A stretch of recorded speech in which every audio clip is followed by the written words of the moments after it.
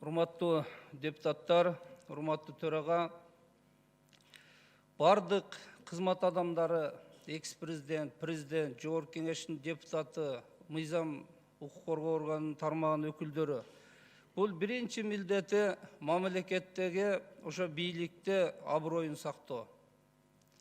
Абройду жумуштан кеткенден да тебелеп тепсе, бул өтө уятсыздыкка жатат, мыйзам боюнча да жол берилбейт. Бүгүнкү күндө бизден экс-президент Атамбаевдин сүйлөгөн сөзү бир нече жолу коомчулукка. Бул үч бийликтин бутагы болгон Жогорку Кеңеште эл тарабынан шайланган президент биздин баш мыйзамдын 3-чү беренесинде жазылып турат. Эл тарабынан шайланган президент Жогорку Кеңеш бийликтин үстөмдүгү деп.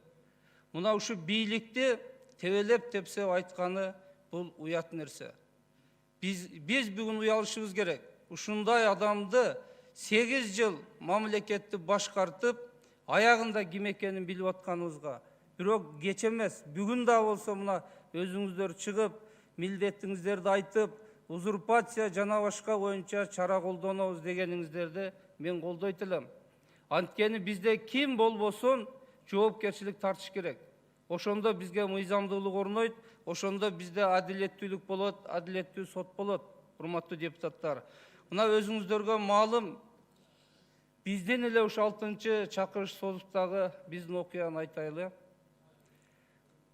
2010-жылы баш мыйзам кабыл алынган. Бардыңыздар билесиздер, 20-жылга чейин биз бузбайбыз. Эч кандай саясий окуяларга карабастан биз өзгөртпөйбүз деп мораторийди өздөрү киргизип, 90 баланын тажиясында тизилип туруп ант берип, бирок эмне болду? Мыйзамсыз референдум болду. 120 депутатты жер каратып тепкилеп туруп, ошол мыйзамды өткөрдү билесиздер. Ал эмне болгон? Эмне максатта болгонун биз ошол убакта билчү болчук. Мына бүгүн чындыгына чыгып атат. Каршы берген депутаттар аз болду, бирок аргасыздан ар кандай шартка байланыштуу баш ийип берди. Парламент мүнкүрөдү. Эми ошол конституциялык реформаны мыйзамсыз өткөргөндү боюнча биз чара колдонбойбузбу? Сот, прокурор, Жогорку Кеңеш бул Атамбаев Алмамбет Шаршенович болбоду беле? Мына кесиптештерди айтып кетти. Журналисттерди, башка адамдарды моральный жоопкерчилик, кылмыш жоопкерчилик менен баш көтөрө албай калды го. А бүгүн ошонун бардыгын танып, башкага түртө салып сүйлөгөнү силер катары мени да ойлондурду. Мен кесибим юрист катары мен бир-эки нерсеге токтолуп кетейин. Мына кечээ сөзүндө айтып атат. Президенттик шайлоону мен президентти тааныбайм дейт. Кечээ эле шайлоо өткөндөн кийин кучакташып, өпкүлөшүп, куттуктап, мыйзамдуу шайлоо болгонун белгилебеди беле бул киши? А бүгүн Өмүрбек Чиркешевич айткандай, хан сарайда жатып алып, бардыгын башкарып, план ишке ашпай калгандан кийин президент мыйзамдуу болбой калабы? Ошол кишинин талабын аткарбай койсо бул саткын болобу? А шайлаган элдин мүдөөсү кандай болот? Муну айтып атат, Икрам Сатарович 30 миллионго жакын акча алып келгенде мен шок болдум дейт. Ошол убакта ал киши президент эмес беле? Жаап жашыруу деген кылмышта берене бар туугандар. Бүгүн бул боюнча иш козгосок болот. Эгерде 30 миллионду алып келип шайлоону сатып аларын билип турса, эмне үчүн ал киши жол берди? Эмне үчүн мыйзамды өттү деп айтты инаугурацияда? Бул чоң маселеби? Экинчиден мына сот реформасы боюнча айтсак, сот реформасын бүгүн эле айтканым жок, мен дайым кайталап айтып жүрөм. Сот реформасы эмес, сот бийлигин талкуулоо болду. Сот бийлигин талкуулоо качан башталды? 2013-жылы биз аталган депутаттардын ишин кароодон башталган. Ошондо бизди куугунтуктаганы башка сотторго сабак болсун. 2-чи Конституцион палатанын судьясы Клара Соронкуловадан башталган. Мына көрдүңөр, эгерде ким буйрукту аткарбаса, ушулардай жазаланасыңар деген. Ошонун кесепетинен бүгүн сот бийлиги чөнтөк сотко айланды. Бүгүнкү күнгө чейин 2 жыл өтсө да элеңдеп жогору жакты караган токтото албай атат. Себеби ошого көндүрүп салган. Биз мыйзамдык талаадан чыгып кеттик деп мен дайым айтам. Эмне үчүн? 2011-жылдан баштап укук коргоо органына кабыл алынган кызматкерлер Prosessuалдык мыйзамдын принциптери менен иштешти түшүнбөй калды. Бүгүн түшүнүктөр жок.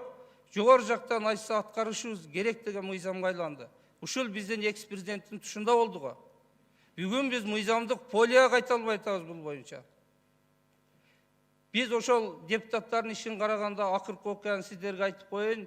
Эгерде ушул боюнча куугундук болгон, сот реформасын ушундан талкуулоо болгон деп укук коргоо органдары ишти козгоп териштирүү баштаса, кимдер куугунтуктаганын кандай болгонун айтып берүүгө даярмын.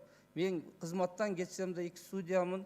Азыр алдын ала мен жанагы кеңешүү бөлмөдөгү окуяларды айтканга укугум жок. Аны мен үстүртөн айтайын. Эгерде ошондой текшерүү болсо, бунун баары далилденет.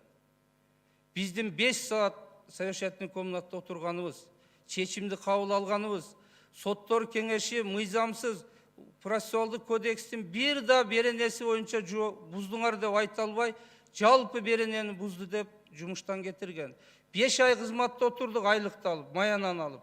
Ошол эле убакта шаардык сотто ушунчалык иш көп эле.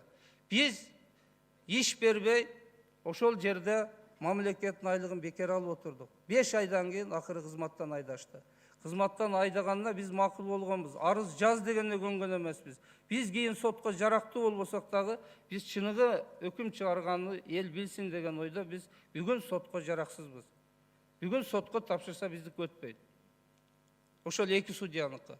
Ошол 3-чү судья да макул болуп койгон, билесиздер. Аял киши экен, биз боор оруп, өзгөчө пикири бар да ал кишини сактап калдык. Андан кийин да судья болуп иштеп жүрөт. Чогуу чечим кабыл алганбыз да биз. Куугунтуктаганы бул киши Турцияга учпай күтүп, жогорку соттун төрагаларынын айткандары бул эртеби кечпи жооп берилиш керек. Эгерде биз сот реформасына кайтабыз десек, сотту адилеттүү бийлик орнотобуз десек, ошол иштен башташыбыз керек. Бүгүнкү коррупциялык иштерге аралашкан сотторду, укук коргоо органдарын бардыгын жазалашыбыз керек. Тиешелүү кылмышына жараша жаза алмайынча биз адилеттүүлүккө кайтпайбыз. Заказанный саясий иштер боло берет. Сотто саясий кылмыш иш деген түшүнүк болбош керек. Сотто күнөөлүү, күнөөсүз деген гана түшүнүк болуш керек. Урматтуу депутаттар. Экинчиден мына мен дагы бир нерсе айтып кетейин. Сапар Исаков жана башкаларды куугунтук менен камап атат деп атат. Мен бир эле фактын айтайын сиздерге. Эмнегедир укук коргоо органдары буну чыгарбайт, текшербейт. Сапар Жумакадырович премьер-министр болуп турганда биздин өкмөттүн алдында билесиздер улуттук жанагы аттестациялык борбор бар. Ушунун жетекчиси шайлоо менен шайланган. Бирок ошол убакта мыйзам кабыл алынып дайындоо болгон. 28-нде ал мыйзам күчүнө кирмек, бирок Сапар Жумакадыров 8-декабрь менен мыйзам күчүнө кире электе өзүнүн буйругу менен дайындап, ал киши болор менен жана президенти улуттук комиссиянын Роза Раиса Атамбаевага профессор деген наам берген. Ал 5 жылдык талап эч кандайды карабай туруп. Бул кылмыш эмеспи? Бул узурпация эмеспи? Эгер Сапар Исаков сүттөн ак болсо, эмнеге буга дагы бир иш козголбойт? Эмнеге ал жооп бербейт? Мындай фактылар санай берсек четинен, бирок укук коргоо органдары буга баа бербейт да эмнегедир. Экинчиден мына бүгүн мен баш прокурорго кайрылат элем. Президенти мунафык деп атат. Эмне деген сөз айтпады? Бул сырткы биздин кошуна өлкөлөргө парламент менен президент Кыргызстан ушундай экен деген таасир калтырды. Биздин аброюбуз патекке түштү. Эмне үчүн ген прокурор чара колдонбойт? Бул киши ошондой нерселер менен куугунтуктап, моралдык чыгым, жоопторго тартпады беле? Бул мыйзамдуу жолго. Буга баа бериш керекпи?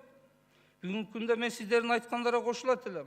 Эгер биз эрктүү болдук, мына эми түшүндүк, биз азыр эркинбиз, эч ким бизде буйрук бербейт деп парламент ишенсек, бүгүн биз процедураларды башташыбыз керек. Узурпация жана башка боюнча парламент бааны берип, укук коргоо органдарын өткөрүп берип, жыйынтыгын күтүшүбүз керек. Эгерде тарыхта биз да өз алдынча жогорку кеңеш деген аброюбузду сактап калабыз десек.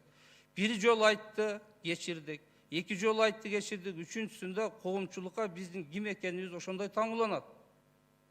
Ушул жерден да мен кошумча айтып коеюн. Ар бир фракция 5 фракцияны Атамбаев түзбөдү беле. Биздин республика ата журтту списогун түзүп, Зулушев менен Сатиевди киргизбейсиңер деп бизде жаңжал болгон, мына кесиптештер отурат. Бизди парламентке алып келүүгө каршы болгон. Бул чындыкпы? Бул узурпациябы? Мына ушунун бардыгына биз баа беришибиз керек. Бүгүн бул нерселер эң актуалдуу болуп турат. Экинчи бир нерсе айтайын. 1 минут кош берейин. Олайын мыйзам боюнча тергөө менен кызматташууну айтып атат. АКС бүгүн улуттук коопсуздук кызматы улуттук коркунучтуу кызматка айланды деп атат. Урматтуу депутаттар, АКСти антиконституционный кылып ким түздү эле? Улуттук коопсуздук кызматына прокуратурадан тергөөнү эч ким укпай туруп ким алып берди эле? Ушул эле процессуалдык макулдашуу деп жана тергөө кызматташууну 16-жылы эски кылмыш кодекси менен киргизип атканда шырылдап чыгып сиздер колдоп токтотуп калбадык беле? Азыр жаңы кодекстерди ушул кишинин реформа алкасына кабыл албады беле тергөө менен кызматташуу деп? Өзү кабыл алып бүт кылмыштын бетин ачам деген өзүнө карата иштеп атат. Кабыл алынды мыйзам. Эми чыдаш керек. Оюнду чыдап ойнош керек. Эгер өзү ошондой норма кабыл алындыбы, өзү бүгүн чыдаш керек, ага жооп бериш керек. Урматтуу депутаттар, көңүл бурганыңызга чоң рахмат. Бүгүн адилеттүүлүктү аягына чыгарып, биз саясий чечимди кабыл.